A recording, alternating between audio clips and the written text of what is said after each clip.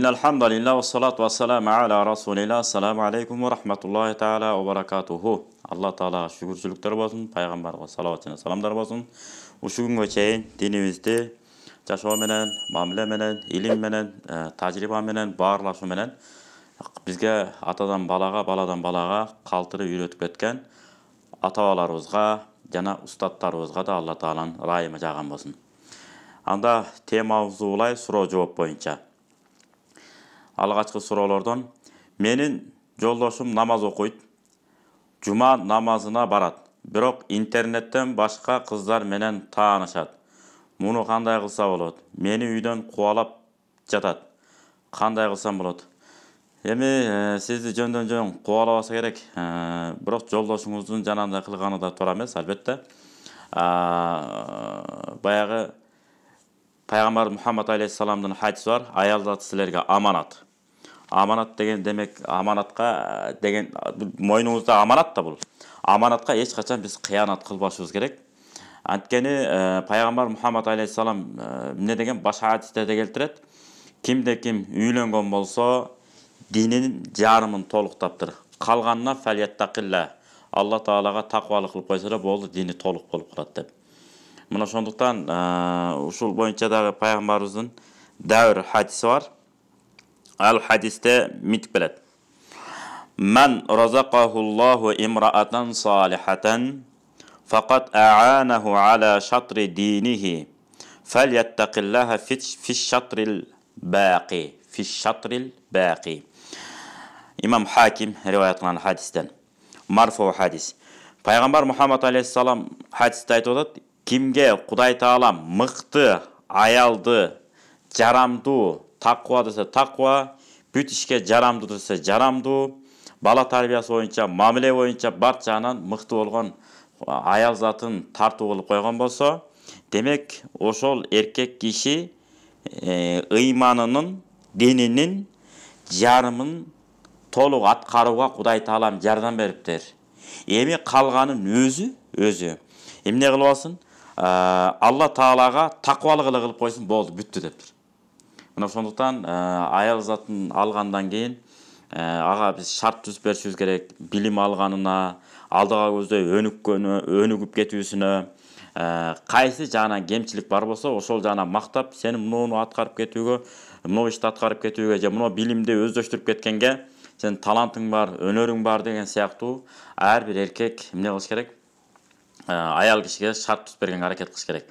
Себеби дегенде ар кандай турмуштун шартына байланыштуу билим толук ала албай калгандар бар. Же болбосо жөндөмүнө ылайык эмес, ата-энесин мажбурлап ата-энесин ушул жакка тапшырасың, мунуга окушуң керек, ал болбойт деп отуруп, туура эмес эле, жөндөмү жок эле, же көңүлүнө туура келбеген эле бир окууга же кесипке окуп алган болушу мүмкүн. Ошо менен натыйжада билимден да жок, өнөрдөн да жок, сыртта эле калып калгандар бар. Же болбосо тез эле 11-ди бүтүрүп турмушка чыгарып койгон болушу мүмкүн. Ошолордун баарын кандай болгонун да эске алып, Хасан радиаллаху анху айткандай, кыздарыңарды Кудайдан корккон, ыймандуу, таквага бергиле, ал кызыңарды сүйүп жашайт, сүйбөсө да тыштап кетпейт деп. Ансары эми аял кишини үйдөн кубалаган бул акмактык, шариатка түшүнбөйт биринчи, шариат боюнча да, экинчиден биздин салтыбызда да жок. Илгери эркектер эмне кылган? Тескерисинче өздөрү чыгып кеткен, бала чакасын бүт баарын камын көрүп, манакей мен кеттим, эгерде жашоо такыр болбой калганда. Анан эми анда кандай болгонгунда дагы баягы Асменебиздин кеңешин сизге айтат элем. Ушул аял киши суроо бериптир бул жерде. Кызым, көнүп калган уядан чочун уяга учуп атасың. Барган жериңде сен күн катары кызмат кыл, күйөөң сага кул болот. Ал барган жериңде жер болгон, күйөөң сага асман болот. Анан барган жериңде бешик болгон, күйөөң сага бешиктин туткасы болот деп.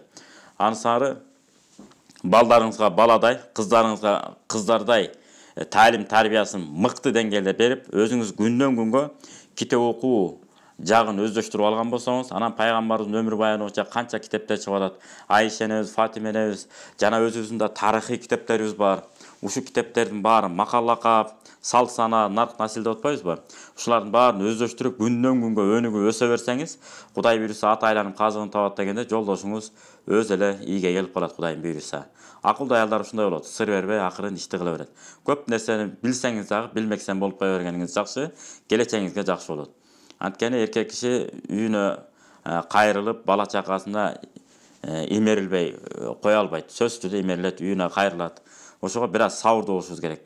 Анан кийин жок, мынтип атат, тигинтип атат, анан баягы соткасын текшере калып, аңдый калып, сен тиги менен сүйлөшүп атпсың, муну менен сүйлөшүп атсың, шунун баары бекерчиликтен келип чыгат. Андан көрө төрөлгөн ортодогу балдарга, кыздарга татыктуу билим берип, муну да кошумча сабак окутушубуз керек экен. Мына жакшы окуп атат. Кийим кечелерин да жакшыртып алып берели. Жүр мына жактарга саякат кылып келели. Баягы фанташиру фил арды, жер бетине жайылгыла деген аят бар турбайбы Куранда. Эки жакты кыдырып, балдарыбыздын аң сезимин өстүрсөк кандай дейсиң деп, жолдошуңузду мактап таптап,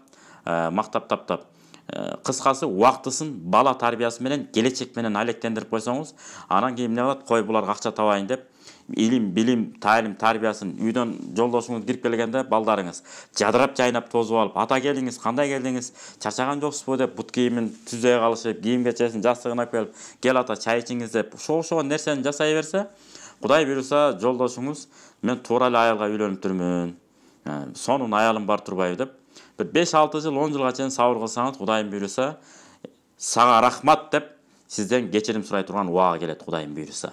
Ошондуктан турмушка чыгаарда мурда ойлонуп кийиш керек да, ошон үчүн. Кебетесин карап алып, сырткы көрүнүшүн, баягы орусча айтканда товарный вид деп коебуз го. Товарный видке карап тийип ал, аны ичи калтырак экен менен ишибиз болбой калат. Ошон үчүн эркек болобу, кыз болобу, аталыкка, энеликке даяр болгондон кийин анан турмуш жолуна түшсө жакшы болмок. Кийинки суроо. Үйдө жолдошум 4 кызым менен жашайбыз. Кызымдын улуулары 14-12 жашта. Жолдошум кайным экөө көмүр тартып иштешет. Кайным 4 жыл мурун үйлөнүп ажырашып кеткен. Учурда кайным биздикинде болуп жатат. Үйү тоо жакта. Жолдошум көпчүлүгү үйдө болбой калат. Көпчүлүк учурда. Кайным менен үйдө калуу мага өтө эле ыңгайсыз. Үйүбүз 3 бөлмөлүү, кухняны кошкондо. Жатакка келгенде да кыздарым менен бир бөлмөдө жатат. Үйүнө барып келип турсун десем, жолдошум айта албайт. Негизи айтыш керекпи, шарият боюнча кайниси менен жеңеси бир үйдө жашаса болобу? Көмүрдү өзүнүн машинасы менен өз алдынча иштейт. Негизи кыздарыңыз бир тууган кайныңызга махрам деп эсептелет, нике буйрубайт деп айтылат. Болбойт биздин тилиме түшүндүргөндө, бир тууган агасы сыяктуу эле болот. Алар менен түнөсө түнөй берет, эч проблема жок, маселе жок. Баягы бир тууган агасы менен карындаш. Бирок эрезеге жеткенден, бойго жеткенде эмне кылыш керек? Баягы хадистерде келгендей бөлүп жаткыргыла дейт го. Өзүнчө бөлөк түнөгөнү жакшыраак болот. Экинчиден, конокко келип калган болсо, алар беймарал боло берет. Себеби дегенде, кайниси менен жеңеси жалгыз түнөп калган болсо, ал болбойт, ал шариятта арам. Эми ортодо кыздарыңыздар бар экен, балдарыңыздар бар экен, беймарал түнөп кете берет. Анан эми көпкө чейин узарып кеткени бул жакшы эмес чынында. Неге дегенде, айтып атат да, мен эшикке кенен кирип чыга албай калат экен деп. Шарият боюнча да ошондой, ошон үчүн ар бир аял жок дегенде бир бөлмөгө эмне болуш керек? Ээ болуш керек. Каалаганда ачып жаап кирип, каалаганда ээн-эркин кийинип, жашап өмүр сүргөнгө ыңгайлуу болуш керек. Ошондуктан мунун баары эми келишпес, баягы түшүнбөстүктөн болот. Ошо түшүнбөстүктөн шариятка терең маани бербегендиктен, эртеңки күнү эки тууган агайындын ортосунда дагы ынтымак кетип калышы мүмкүн. Ошон үчүн абайлаңыз. Кичинекей кезибизде бир үйдө, бир бөлмөдө бирибиздин кийимибизди бирибиз кийип эле чоңойдук, анан ушинтип бөлүнүп калабызбы деген ой келиши мүмкүн. Ошон үчүн этиятташ керек. Үйүнө барганда чай иче албаса, башка кыла албаса, сиздердин үйүңүздөрдө чай ичип, анан ошо бала чака менен алаксышы мүмкүн. Кандай болгон күндө дагы негизи ар бир эркек, пайгамбар хадиси бар, жашооңорду бирөөлөрдүн мойнуна илип албагыла дейт. Мени да багышың керек дегендей. Жакшы эмес. Ошон үчүн убакыт сааты келет, өзүнүн учуру келгенде үй жай алып бөлүнүп алса болот. Мисалы, кеп кеңеш берип, ошол кайныңыз көбүнчө аял заты менен кимдер менен сый мамиледе. Мисалы бир тууган таяжеси болушу мүмкүн, бир тууган эжеси менен жакшы болушу мүмкүн. Ошол өңдөгү, ошол мүнөздөгү кыздардан таап берип, үйлөп жайлап узатып койгонуңуз жакшы болот. Анан үйлөбөй туруп эле кеттей берген бул сокку үстүнө дагы сокку болушу мүмкүн. Анткени жан дүйнө кысылат, адам ажырашкан менен жыргап кетпейт. Ошол сиздердин үйүңүздөргө барганда балким жан дүйнөсү эс алып, агаңыз менен сүйлөшүп отуруп, жана агаңыздын кыздары менен, мындайча айтканда карындаштары менен маектешип отуруп, балким өзүн жакшы сезеттир. Ошол кандай болгондо дагы арабада сынбасын, өгүз өлбөсүн деп этиятташ керек. Ал эми жана башында айткандай, сиз өзүңүз жалгыз, кайныңыз өзүнчө жалгыз калып калган болсо, ал үйдө болбойт түнөгөнгө. Туура эмес болуп калат. Ал эми ортодо кыздар болсо болот. Бирок эрезеге жетип калган кыздарды эмне кылыш керек? Бөлөк жаткызыш керек да. Ошон үчүн баягы акырын этияттык менен жеткирип, жана үйлөп жайлап эле бөлүп койсоңуздар, иншалла Кудай буйрса бул көйгөй чечилет. Кийинки суроо, устаз, кадыр түндө мисалы 20 рекет намаз окуй турган болсоң, эми тарабый 20 рекет окулат да. Фатиха сүрөсүнө ар бир рекетинде кайра эле кадыр сүрөсүн кошуп окуса болобу, же башка сүрөлөрдү да кошуп окуса болобу? Окуш керекпи деген мааниде. Негизи бир сүрөнү бир намаздарга чектеп алуу бул макруh болуп эсептелет Ханафи мазхабында. Ошон үчүн бир рекетин окусаңыз, кийинки рекетинде башка сүрөлөрдү окуңуз. Эгер таптакыр сүрө билбесеңиз, кадыр сүрөсүн эле билсеңиз, мисалы, анда боло берет. Башка сүрөлөрдү жаттаганга чейин. Ошондуктан негизи бир сүрөнү бир намазга чектеп алуу бул Ханафи мазхабында макруh деп эсептелет. Кийинки суроо, саламатсызбы? Менин жолдошум менден жашырын үстүмөн үйлөнүп алыптыр. Өзүбүз бирөөнүн үйүндө турабыз. Мага кийим кече алып бербейт. Аны менен ажыраштым. Телефондон жообун бердим дейт. Өтөбү талагы. Мен ишенбей атам. Биз ошонун айынан урушабыз. Эмне кылсам болот? Саламатчылык. Негизи телефон аркылуу ажыраштым, талагын бердим деп айткан болсо, ачык жазып, талак түшөт. Талагы түшөт. Болгону ар бир нерсени жакшы жагына оодарганда үйрөнүш керек. Ажыраштым деп атат, демек ажыраштым. Унчукпай жашоону эмне кыла бериш керек? Улантып, биз башында да айттык, жолдошуңузга мыкты аял экениңизди, үйдү мыкты таза кармаган, тазалыкты сүйгөн аял экениңизди далилдеңиз. Балдар, кыздарга мыкты деңгээлде таалим тарбия берип, көбүрөөк бала тарбиясы боюнча китептерди окусаңыздар болот. Мисалы бүгүнкү күндө балага тарбия берүүдөгү адашуулар, балага туура эмес тарбия берүү жолдору, жана ошого кайгырба, дагы башка сонун китептер чыга баштады азыр. Сөзсүз түрдө муфтияттын текшерүүсүнөн өткөн китептер болуш керек. Ошондой китептерди алып, Айша эне, Фатима эне жөнүндө сонун аялдарга мындай мотивация шык бере турган, багыт бере турган жакшы китептер. Ошолорду окуп алсаңыздар, Кудайым буйруса, баягы бала чака чоңойгон сайын, илимдүү, билимдүү болгон сайын эмне болот? Жолдошуңуз ушу мыкты аял турбайбы, сен мыкты аялсың деп, кыскасы, сизге болгон сый урматы күчөйт. Себеби дегенде, кайсы бир аалым айтат, балдарын бүт баарын жыйнап отургузуп алып, силер төрөлгөнгө чейин эле мен силерге жакшылык кылып койгом дейт. Анан балдар айтат, кантип биз төрөлөлүк эле, бизге кантип жакшылык кылдыңыз? Биз жок болсок бул дүйнөдө, келелек болсок десе, мен силерге мыкты эне тандап бердим деген экен. Ансары мыкты энеде мыкты балдар төрөлөт дейт. Ошондуктан сиз илим, билим менен, өнүгүү менен бактылуулукка бир жакшы бир аура, бир чөйрө пайда кылып, үйүңүздү шаңга бөлөгөн мыкты аял боло берсеңиз, Кудай буйруса ийгилик жеңиш сиздики болот. Ана ачууга алдырып, ана майда чүйдөн нерсе менен чалынып, убара боло бербеш керек. Мээ бош болсо, иш менен алек болбосо адам бардык көйгөй күчөгөндөн күчөй бериши мүмкүн. Ошон үчүн Куранда айтат, аял затын эркек киши тынчтыкта жашаш үчүн бердик деп, тартуу кылып бердик. Андан кийин жүрөксүздүк пайда болот, андан кийин мээримдүүлүк пайда болот деп.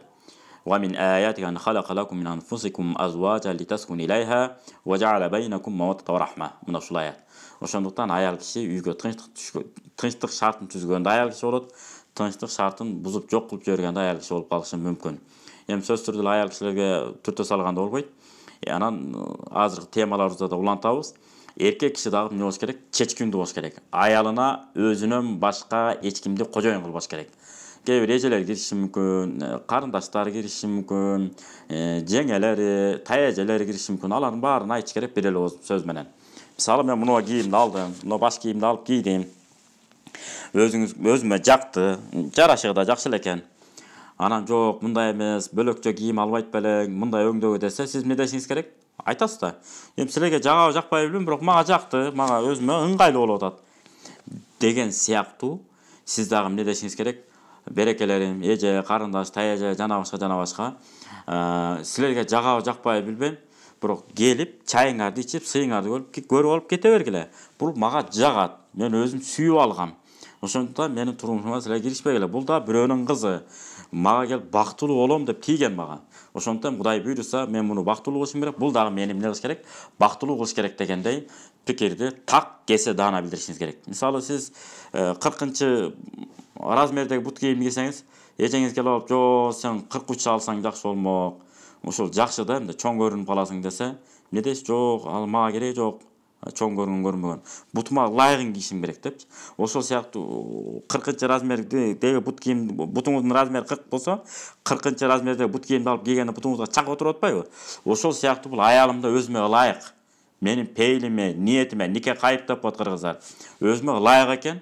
Болду, мен ушу менен жашайм буйруса десеңиз, аялыңыз да сизди көздөп эмне болот экен? Ыктап, Кудай буйруса жакшы болот баары деп, жалаң гана чуу деген атка дем дегендей, мактап отуруп эркекти оңдобосо болот, мактап отуруп эркеги аялын оңдоп алса болот буйруса. Биз андай эле караңгы эле эмеспиз. Кат жазганды, тиги бугулганды, бирдемелерди үйрөнгөндү билебиз го. Азыр сотка, интернет, инстаграм жана башка нерселерди изилдеп кароо боюнча биздикилер докторлукка чейин жетейин деп калды биздин жаштар азыр. Мыкты ал жагынан. Үйрөнүп алса болот көп нерсени. Жакшы жагын пайдаланыш керек да. Кийинки суроо. Жолдошум экөөбүз Москвага келгенбиз, иштеп үй бүтүрөбүз деп. Чогуу иштеп акча жөнөтүп аттык айылга. Мен классташ кыздарым менен жолугууга уруксат сурасам, майли деп жазылып турат. Майли барып кел деп жумшады күйөөм. Макулдук. Кайнежем болсо менен сурабай кетип калды деп жалган маалымат берип коюптур. Үйгө келсем кайнежем мени өлө урушту. Иштегени келдиң, иште. Эч кимге жолукпайсың деп урушту. Күйөөм болсо унчукпай жатып алды. Ыйладым ванга кирип. Ваннага деген окшойт. Ваночкага деп койсо болмок экен биротоло. Ваннага кирип, алып күйөөм аркаман кирип өлө урушту. Ушуну көрмөксүң деп. Мен акамын үйүнө бардым. Күйөөм таарынып кайра келсем, кайнежем өлө урушту. Неге келдиң деп. Күйөөм жашабайм. 4 тарабың кыбыла, кете бер деп койду мага. Кайнежем сөйкөнү чечип алып койду. Башка катын алып берем деп. Жооп берип койсоңуз суранам сизден. Өтө кызыктуу суроо бир чети, бир жагы көйгөйлүү суроо. Жогорку темаларыбызга эле байланыштуу болуп атат бул. Келип эле чечкинсиз Ар-риджалу каввамуна алан ниса деп атпайбы? Алла Таала Куранда бисмиллахир. Ар-риджалу каввамуна алан ниса. Эркектерди аялдардын үстүнө башчы кылып, же болбосо аялдар үчүн биз түркүк кылып бердик деп атат. Демек, эркек киши эркектей болуш керек. Былжырап жанагы эжесинин сөзүн укпай эле болуш керек. Эжени айтыш керек. Эже, сиздер бактылуу өмүр сүрүңүздөр, мен сиздерден үлгү алайын, кана көрөйүнчү деп. Анан ошондой эркекке башында эhtияттап тийбешиңиз керек болчу, тийдиңиз эми чыдап жашашыңыз керек. Бул бир жагы. Экинчи жагы, эч качан шарият бир адамды угуп алып эле ушул деп ушундай болот деп чечим чыгарганда туура эмес. Балким өзүңүздүн да күнөөңүз бар. Чын эле ал жака иштегени баргандан кийин классташ, мыласташты эмне кыласыз ал жерге барып? Өзүңүздүн жашооңуз менен жолдошуңузду ээрчитип барбайсызбы? Жолдошуңуз менен кайра келбейсизби? Балким жолдошуңуз атайын өчөшкөндүр. Мейли барса бара берсин. 1-2 жол өзүм билемдикке өткөн болушубуз мүмкүн. Тала түстө кереги жок да. Баягы кыргызда сөз бар, бечелге жөтөлдүн эмне кереги бар деп. Ал жака бул жака уйгурам деп, тиги бул деп, кыскасы турмуш шартты тыңдап алалы деп, бир иштейли деп кеттик деп атпайсызбы? Ошол тиричиликти эмне кылыш керек? Жогорку деңгээлде шартташтырып алып, жолдошуңуз менен эс алып барыңыз, жолдошуңуз менен жүрүңүз. Кыскасы дүкөнгө барсаңыз дагы жолдошуңузга кабар айтып коюп, WhatsApp деген алыс жакын кылган, азыр WhatsApp болуп калган. Мурда алыс жакын кылган кыз деп тамашалуу макал бар эмес беле? Негизи ушундай макал бар. Анан тамашалап айтканда азыр алыс жакын кылган эмне бар? WhatsApp. WhatsAppка жазып коюш керек. Алтыным дейсизби, күчүгүм дейсизби, ар бир эркек аялдын ортосунда бири-бирин эркелеткен сонун сөздөрү бар. Мен азыр мына дүкөнгө кеттим, мына жака кеттим, барып келейин. Жол болсо кечинде айтып коюш керек. Мына жака барып үйгө тамак аш, жол болсо бир буюм тайымдарды алып келейин, эмне дейсиң деп. Же өзүң ала келесиңби деп. Ошо менен көйгөй эмне болот? Маселе жоюлат. Ошондуктан сизден чоңдон чоң сураныч, үй бүлөнү жакшыртып алганга аракет кылыңыз. Кайра эле ошол. Эгерде билимдүү болсоңуз, жок дегенде кыргызча, арабча, англисче, орусчаларыңызды баарын өздөштүрүп, мисалы үйрөнүш керек да адам, күндөн күнгө үйрөнүш керек. Ошолоруңузду өздөштүрүп, себеби дегенде мектепке балдарыңыз окуганда ошол сабактарында чече билип, жакшы жака умтула берсеңиз, ошол киришип аткан кайнэжеңиз да, башкаңыз дагы эмне болот? Сизге кирише албай калат. Окат жагынан дагы, тазалык жагынан да, тарбия жагынан да чек жайган, зыңкыйган аял болсоңуз, Курманжан датка энебизге дагы эмне деп алган? Апа деп айтып алган го, мен деген бийлер, бектер. Ошол сыяктуу сүрдөнүп кет. Ошол сыяктуу өз ордуңуз менен, сымбатыңыз менен, адеп акылыңыз менен зыңкыйган бойдон турсаңыз, ашың баягы айтат го, аялдын акылдуулугу, аялдын сулуулугу ажарында деп. Жадырап жайнап келиңиздер, отуруңуздар да чайдан бериңиздер деп, тиги болуп барасың, учпай коюп, бала тарбиясы менен, китеп окуу менен, өнүгүү менен алектенип жүрүп алыңыз. Мамиле андай кирише берген, бузукулукту алып келе турган туугандар менен сый болуп. Өйдө ылдыйда гана барып келиш кылып, барды келди кылып коюп эле. Башка учурда ассаламу алейкум деп коюш керек. Анткени Алла Таала пайгамбарыбызга эмне деген? Куранда үйрөтүп атпайбы? Бисмиллахир-рахманир-рахим. Ва иза хатабахумул жахилуна қалу салама. Эгерде дин душмандары, жахилдер деп коет. Ошолор пайгамбарыбызга тийишкен кезде саламатта калыңыздар, жакшы туруңуздар, тынч отуруңуздар деп коюп, саламатта калыңыздар деп коюп, кийинкиде дагы жолугарыбыз аман эсенчиликте болуңуздар деп коюп, кете бергиле деп атат. Көрүңүзбү? Ошондуктан ушул жагына өзүңүздү өзүңүз өстүрүңүз. Эгерде бирөөлөргө дайыма иш менен, өнүгүү менен алектенген киши, бирөөлөргө таарынганга дагы керек болсо жолугуп, маектешкенге дагы бирөөлөр жөнүндө жаман ойлогонго дагы убакыт калбай калат экен. Ошондуктан алдыга көздөй умтулуңуз. Кудай буйрса, Кудай Таалам сиздерге эки дүйнөлүк бакыт берген болсун. Кийинки суроо.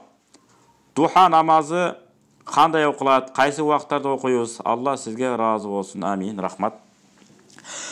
Духа намазынын өкүмү би аннаха мандуба, бул мустахаб деп эсептелет. Дээрлик көпчүлүк аалымдардын пикири ушундай. Анан бул эң азы 2 рекет, орточосу 4 рекет, эң абзели, жакшысы 8 рекет, эң көбү 12 рекет деп эсептелет. Бура Имам Азам рахматуллахи алейх кечинде болобу, күндүзү болобу, ар кандай болгон күндө дагы 4 рекет окуп койгон жакшы. Саид аль-Худри радиаллаху анхудан риваят кылган хадис бар бул боюнча. Пайгамбар Мухаммад алейхиссалам 2 рекет духа намазды окуйт эле деген, окуйт эле. Кийин аны таштаган жок десе, кээ бир сахабалар эмне дейт? Таштап койгон дейт. Кээ бир айтат, кийин окубай деле калган дейт. Кыскасы окубады болуп туруп, акыры эмне болду? Мустахаб деген жыйынтыкка келген. Демек окусаңыз соо боласыз, окубасаңыз күнөөкөр болбойсуз. Кээ бир бар го, духа намазды окуш керек да, окуса жакшы болот. Сен эмне окубайсыңбы деп андай кылбайт. Нафил, мустахаб амалдарга, сүннөт амалдарга эч качан амр маариф кылынбайт. Болгону кызыктырылат. Соо мындай экен, жакшы экен, мындай экен деп. Болду, кете бересиз. Сен эмнеге окубай жүрөсүң? Окушуң керек да сен деп. Андай болбойт. Кандай гана балким ал түнү менен тахажжуд окуп аткандыр, сиз каяктан билесиз? Ушундай да. Анан өзүнчө көр такыба болуп, түнү менен зикирде отуруп, эртең менгисин тахажжудтарды, нафил намаздарды калтырбай жүргөн киши болуп көрүнбөй эле коюш керек. Ким намаз окуса өзү үчүн окуйт. Ошон үчүн Ибн Абидин деген китепте келет. Нафил намаздар мечитте көп окулушу бара-бара рия калып барат деген. Ошондуктан нафил намаздар үйдө окулуш керек. Фарз намаздар мечитте окулат. Сүннөт, пешимдин сүннөтү, жуманын сүннөттөрү эмне болот? Мечитте окула берет. Кийинки суроо, намаз окуп жатканда адашып кетсе кайсы дуа окулат? Эч кандай дуа жок. Сайда сахва деген гана бар. Жаңылуу сездеси. Болду, аттахият жаңылып калдыңызбы? Аттахиятты окуйсуз, анан оң жака салам бересиз. Эки жолу сежде кылып кайра отуруп, аттахият салават айтып, анан намазыңызды жыйынтыктап бүтүрө бересиз. Кийинки суроо, шифа аяттарын окуп берсе жакшы болмок. Окуп берсе деп атат. Жакшы болмок, кээде таппай калабыз, көпчүлүккө зарыл маселе. Туура. Муну Кудай буйруса, жакын арада, тез арада Зикра деген каркебиз бар. Биздин сайтыбызда да угуп калып атасыздар. Бул Египетте да окуп келген. 96 жылдан бери бири-бирибизди жакшы тааныйбыз. Өтө каныккан, жакшы каркебиз. Кудай буйруса ушул каркебиз сиздерге окуп берет. Ошол шифа аяттары деп чыгарганга аракет жасайбыз. Кудайым буйруса чыгарабыз. Кийинки суроо, интернеттен акча иштеп тапса болобу? Ал казино эмес, ставкада эмес.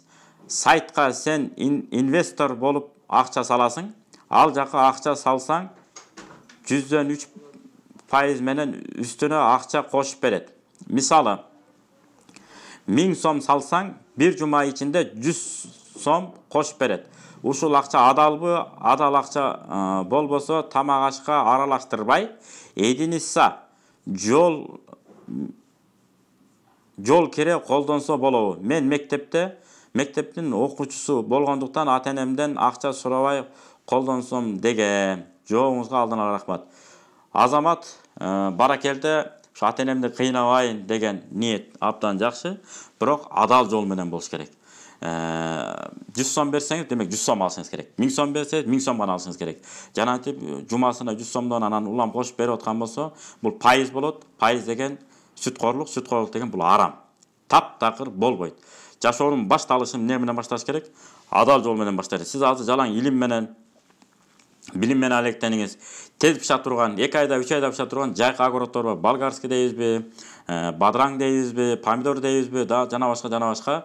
Ушунун түрлөрү бар, калемпирлердин түрлөрү бар. Ошондорду эгип, ата-энеңизге жардам бериңиз андан көрөк. Жанагындай арам жолдор менен жеңил көрүнгөнү менен арам окатка көнүп алган адамдын келечеги жакшы болбойт. Ошондуктан элге, журтка кызмат кылышың керек, монунтип пайда табышың керек, жетим-жесирлерге жардам беришиң керек деген ниетте жакшы адал жол менен эмгектениңиз. Кийинки суроо. Фарз намазда ката келсе, акыркы рекеттен кийин оң жака эле салам беремби, же эки жака тең салам беремби? Сүннөт жана витир намазда ката келсе кандай болот? Экинчи суроо, мисалы куптан намазда экинчи рекетте салават айтып койсо, бир ката кетеби? Аллах ыраазы болсун сизге, устаз. Рахмат. Ооба. Негизи жаңылуу сездеси мойнуңузга милдет болуп калса, жаңылуу сездеси кыска түшүндүргөндө важип амалдарды таштап койсоңуз. Кыскараак түшүнүктүү болуш үчүн. Азыр бүгүнкү күндө Ислам негиздери деген сонун китеп чыккан, муфтияттын мөөрү менен текшерилген. Ошону эле үйүңүздөргө алып алсаңыздар, намаздын фарздары, сүннөттөрү, мустагаптары айтылат. Намаздагы арам болгон нерселер, макруh болгон нерселер, намазды буза турган амалдар, сажда сахваны милдет кыла турган амалдар кайсылар деп ачып карасаңыздар эле, бүт кыдыратасы менен, тизмеги менен, номери менен сону тизмектеп жазылып калган. Ошол жерден карап алсаңыз болот. Ошентсе дагы жооп берип кетейин. Оң жака бир жолу салам бересиз, аттахияттан кийин. Анан эки жолу сежде кыласыз, кайра отурасыз, аттахиятты кайра окуйсуз, салаватты окуп туруп, оң жака сол жака салам берип, анан намаздан чыгып кетесиз. Ал эми экинчи сурооңуз боюнча куфтан намазда да отпайсызбы? Экинчи рекетте салават айтып койсо кандай? Аллахумма солли аля деп айткан болсоңуз, демек үчүнчү рекетти кечиктирген болбойсуз. Эстеп кеттиңиз да, да 2 рекет бар да деп. Же болбосо шам намазы болсо, да 1 рекет бар да деп эстеп кеткен болсоңуз, өйдө туруп кете бересиз. Эгерде Аллахумма солли аля Мухаммад десеңиз, бир сүйлөм бүтүп калат дагы. Натыйжада тура бересиз. Туруп кийин сиз 3-чү рекетти кечиктирген болосуз дагы, жаңылуу сеждеси, же болбосо сажда сахва деп атпайбыз, ошол адашуу жаңылуу сеждеси мойнуңузга милдет болуп калат дагы. Намаздын аягында, соңунда аттахиятты окуп, анан оң жака салам берип, 2 жолу сежде кылып, кайра аттахият салават айтып, оң жака сол жака не кылып салам берип коебуз. Анан бир жолу ката кетесизби, 2 жолу ката кетесизби, 3 жолу ката кетесизби, баарына бириктирип, бир эле жолу сажда сахва аткарылат. Мисалы 3 ката келсе 3 башка, 4 ката келсе 4 башка сажда сахва аткарам дебеш керек. Баары биригип туруп эле бир жолу эле жаңылуу сеждеси аткарылат. Кийинки, мен Якутияга кетмекмин. Такси менен таксилер айтат, сакалыңды ал деп. Якутияга жеткенден кийин өстүрөсүң дейт. Жолдон аябай текшерип жатат дейт. Кандай кылыш керек? Бул боюнча мен сизге таптакыр кеңеш бере албайм. Сакалды ошон үчүн койдуңузбу сүннөт деп. Демек ошону татыктуу деңгээлде, мыкты деңгээлде аткарыңыз. Анан Кудайга шүгүр, Кыргызстанда жакшы эле шарт бар, сонун аткарыңыз, амал кылыңыз. Анан мен сизге тиричилик үчүн ачка калып калбагандан кийин, карызыңызга белчеден батып калбагандан кийин, ооба, сакалды алып койгандан кийин тияк бара бериңиз, анан тияка барганда кайра сакал коюп аласыз деп кеңеш биз бере албайбыз. Кийинки суроо. Ассаламу алейкум ажыке, менде суроо бар эле. Жаш балдарга көкүл чач чыгып калды деп кан чыгарып көкүлүн алышып, аны бир ыйык жерге алып барып көмүшөт экен. Ошол кылгандар туурабы? Өзү көкүл чач чыкса эмне кылыш керек? Ва алейкум ассалам. Көкүл чач чыкса эч нерсе болбойт. Коркпой эле, кадимкидей берки чачтарды алып баштадыңыз го. Ошол менен кошо эле кырып алып кое бересиз кадимкидей эле. Адам көкүл чач, жаш бала көкүл чачы менен бааланбайт. Көкүл чачтын таги менен бааланат, астындагы мээси менен. Мээси жакшы иштесе, жакшы талим тарбия берилсе, алдыга өстүрүш керек, болду ушул эле. Аны келип бир беринде калы бар экен, анан беринде чачы бар экен, анан биякта мындай жазуу бар экен деп, таң калбай эле болуш керек. Алла Таала Куранда алдын эле айтып койгон. Бисмиллахир-рахманир-рахим. Афала янзуруна илал ибили кайфа хулиқат. Тоолорду карабайсыңарбы? Кандай кылып мен жаратып койдум дейт. Ва илал жибали кайф. Мына караңыз. Афала янзуруна. Янзур деген жок. Янзуруна деп баарыбызды айтып атат. Карашпайбы? Афала янзур илал ибили кайфа. Төөлөрдү кандай кылып жаратып койгон? Ва илал жибалу кайфа. Карасаңыздар. Тоолорду карагыла, тоолорду кандай кылып жаратып койдук? Жерлерге карагыла, жерлерди кандай кылып төшөп койдук деп. Кыскасы, Алла Таала жаратып койгон жаратылыштар толтура. Ошолордо да баягы адам билимине алган илимдин деңгээлине жараша ой жүгүртөт экенбиз. Ошондуктан башка нерселер менен рахат алганды да үйрөнсөк болот. Ана кичинекей нерсени карап алып эле, ана помидордун ортосун кара, ана мындай жазылып калыптыр, ана бадыраңды кессең мындай жазуу чыгып атат. Антип жүдөп какап кыйналбай эле коюшубуз керек. Алла Таала мынакей эгер суудан ала турган болсок, мына эки деңиздин ортосунда Ар-Рахман сүрөсүндө келип атат. Парда тартып койдук деп. Мына команда кустолор эмне кылып атат? Изилдеп таап ачат. Ошон сонун жаратылыштар бар. Мисалы өзүбүз жөнүндө эле алалы. 40 күн суу түрүндө уюган, анан 40 күн уюган кан түрүндө, анан 40 күн бир үзүм эт, тиштем эт сыяктуу болуп, анан кийин жандын салынышы бар 4 айда. Бул Куранда 14 кылым мурун эле айтылган. Мына ошол нерселерди карап, өзүнөн өзү бир нерсе жаралбайт да. Кудай Таала эмне кылат? Жараткандай аны жаралат. Мына ушуларды карап дагы эмне кылсак болот? Ой жүгүртсөк болот. Жанага өтө маани бербей эле коңуздар. Эң негизгиси татыктуу илим, билим, талим тарбия бериш керек. Кудай буйруса, картайганда эмне болот? Баягы жаштыкта берсин мээнети, карылыкта берсин дөөлөттү дегендей. Жаш кезде эмгек кылыш керек, билим бериш керек. Кудай ден соолук берген болсо, көп балалуу болуш керек. Эгер ден соолуктан мындай үзүр болуп аткан болсо, ден соолук жагынан анда айла жок. Анан жанагы мазарды отпайсызбы? Мазарга коюу тиги бу деген болбойт ал. Туура эмес ал. Алыпту чачты кырып алып эле төрөлгөн болсо, канча грамм чат ошончо акча садака берип коюш керек. Анан кийин дагы көкүлү чыгып аткан болсо, аны деле кырып алып туруп эле кадимкидей эле жерге эмне кылып салыш керек? Көм салыш керек. Кыргыздар карабайсызбы акылдуулугун? Эч ким мындай тебелетпе, акырын апарып көмүп кой деп. Бул даанакерлик. Эмне үчүн? Эртеңки күнү тамак аш аралаштырып жеп албагыла деген сөз. Үйдө тырмак алың болбойт, тырмак алса жаман болот дейт. Туура эле да, тамак аш аралашып кетиши мүмкүн. Кээ бирлердин жаман өнөрү бар. Тырс деп үйүндө алып отура берет. Көчөдө тырмак алып аткандай. Болбойт да. Сыртка алып, анан сана дечү. Илгери билесиздерби? Мына 10 манжабыз бар да. 10 манжаныкы 10 тырмак чыгыш керек. Илгери кайчы менен мындай тегеретип алып, кырааты менен алып туруп, жыйнап, эсептеп. Анан кычыкка тыштагын, ошол жерден өсүп чыгат экен, анан кийин датчалды тосуп калат экен деп баягы бир икая кылып айтып койгон экен. Эми ал жерде маселе датчалды тосуп кала турган решетка бир забор эмес. Бул адамдын ичине бир жугуштуу оору кирип кетпесин.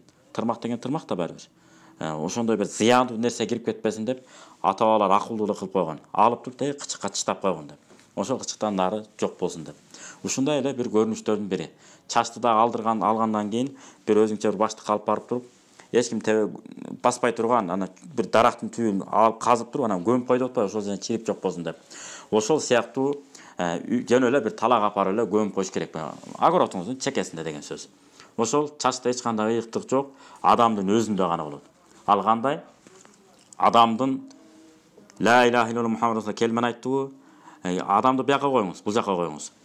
Жөн эле кетип аткан итти өлтүрүп койсок, ошон үчүн да биз тозокко кетип калышыбыз мүмкүн. Пайгамбар Мухаммад алейхиссалам хадисте айткандай, бир итти суу берип куткаргандыгы үчүн ал адам бейишке чыкты. Ал эми бир аял капаска мышыкты ачкадан камап койгондугу үчүн тозокко кетти дейт. Ошондуктан биз тирүү жанга кызмат кылышыбыз керек, колубуздан келип пайдабызды келтиришибиз керек, бирок ыйык кылып мындай сыйынып албашыбыз керек. Чачка да эч кандай биз сыйынбайбыз, андан пайда да жок, зыян да жок. Бактылуулук, жыргалчылык кимден болот? Бир гана Кудай Тааламдан болот. Hazreti Umar radıyallahu anh'un sözü менен сөзүмдү жыйынтыктайын. Hazreti Umar radıyallahu anh не деген? Көп балалуу болгула. Кайсынысы аркылуу рызкы таап жериңерди билбейсиңер деп. Анысары улуу балабызбы, ортоңку балабызбы же кичүүсүбү же кичүүнөн улуусубу чыгат дагы ошол бир туугандарды да жетелейт, элге да кызмат кылат, барк жана кызмат кыла турган балдар болуп чыгат экен. Баары эле укмуш болуп кетпейт. Бирөөсү өнөр боюнча, бирөө билим боюнча, бирөө бар уюштургуч боюнча, ар кимси кыскасы ар кайсысы. Эмне болсо ошо болсун, кайсы жана кызматка кетсе кетсин, бирок ыймандуу болсун. Эгерде балдарыбызга ыйманды жок дегенде Куранды шатырата окуганды үйрөткөн болсок, эртеңки күнү ажылыкка барсак дагы кор болбойт экенбиз. Аяка барып алып, эмне кылышты билбей, кеңгереп отуруп калышыбыз мүмкүн.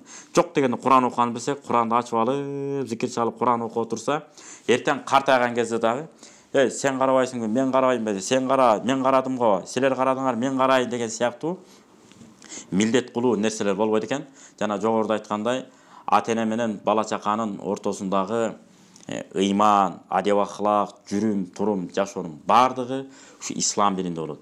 Анткени ислам динин кайра эле айтабыз жогорку маселеде айткандай, каада салтыбыз менен жуурулуштуруп бир сөз менен түшүндүргөндө, атабыздан келаткан калыптанган жол менен алдыга жыла турган болсок, Кудай буйруса, бул дүйнөдө да бактылуу болобуз, ахиретте да бактылуу болобуз иншалла Фирдаус бейишинде, жана бул дүйнө ахиреттин азабынан да кутулабыз иншалла.